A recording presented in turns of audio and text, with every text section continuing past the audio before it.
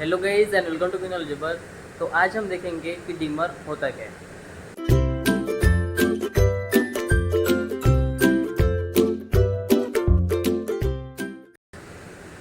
तो हमारा जो डिमर होता है वो एक डिवाइस में कनेक्टेड होता है, उसका नाम है voltage stabilizer. Servo voltage stabilizer में हमारा डिमर कनेक्टेड होता है। डिमर एक ऐसा डिवाइस है, उसको हम बोलते हैं ट्रांसफार्मर। तो एक कौन सा ट्रांसफार्मर है? वो है एक variable auto transformer. Variable auto transformer या फिर ऑटो ट्रांसफार्मर को कहा जाता है booster. Auto transformer use as a booster, जो प्राइमरी और सेकेंडरी जो वाइंडिंग्स होते हैं उसको आइसोलेशन प्रोवाइड नहीं करता है, लेकिन वहाँ से हम टैपिंग निकाल सकते हैं। तो टैपिंग मतलब क्या होता है?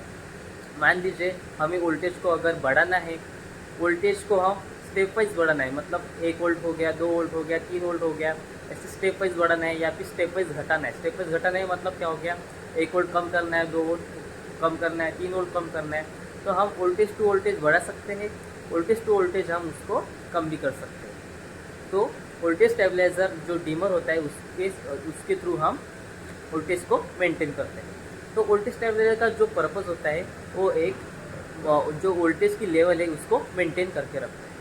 तो मैं साथ ही में आपको प्रैक्टिकल भी बताऊंगा कि कैसे वोल्टेज को कम किया जाता है और वोल्टेज को कैसे बढ़ाया जाता है। तो आप देख सकते हो ये है हमारा डिमर, जो कि आप इसकी वाइंडिंग दे सकते हो, जो कि कॉपर की बनी हुई है। साथ ही में इसके ऊपर लगा हुआ है कार्बन ब्रश। ये जो डिमर है उसी को हम ऑटो ट्रांसफार्मर कहते हैं, वेरिएबल ऑटो ट्रांसफार्मर। इसकी सहायता से हमारा जो भी वोल्टेज है उसको हम कम कर सकते हैं या फिर बढ़ा भी सकते हैं। तो ये कार्बन ब्रश को ड्रैग करके वोल्टेज को सेटअप कर सकते हैं, या तो कम करेंगे या फिर बढ़ाएंगे। तो इसको हम हाथ से नहीं करते, इसके लिए एक स्विच रहती है, एक नॉब रहता है, उसको हमें प्रॉपरली ऑपरेट करना पड़ता है। तो ये हमारा जो स्विच है, इसकी सहायता से हम जो भी वोल्टेज है जितना हमें रिक्वायर्ड है तो उसको हम सेटअप करते हैं, और जो हमारा डिमर है या फिर हमारा जो भी वोल्टेज स्टेबलाइजर है वो हमें आउटपुट में देता है। तो मान लीजिए सिंगल फेज़ है तो हमारा डिमर एक यूज़ होगा, और 3 फेज़ है तो हमारे 3 डिमर यूज़ हो गए। तो ये रहा हमारा 3 फेज़ का 3 डिमर। तो इसकी सहायता से भी जो सिंगल डिमर जैसा काम करता है वैसे ही 3 फेज़ का भी डिमर सेम काम करता है। सिंगल फेज़ में एक होता है और 3 फेज़ में 3 डिमर यूज़ किए जाते हैं। तो चलिए हम देखेंगे कि जो प्रैक्टिकली है उसको हम कैसे वोल्टेज को कम ज़्यादा कर सकते हैं, उसके साथ ही में स्विचेस भी देखेंगे। ये रहा हमारा 3 फेज़ का एक सर्वो वोल्टेज स्टेबलाइज़र, जिसमें आपको 3 डिमर दिखाई देंगे।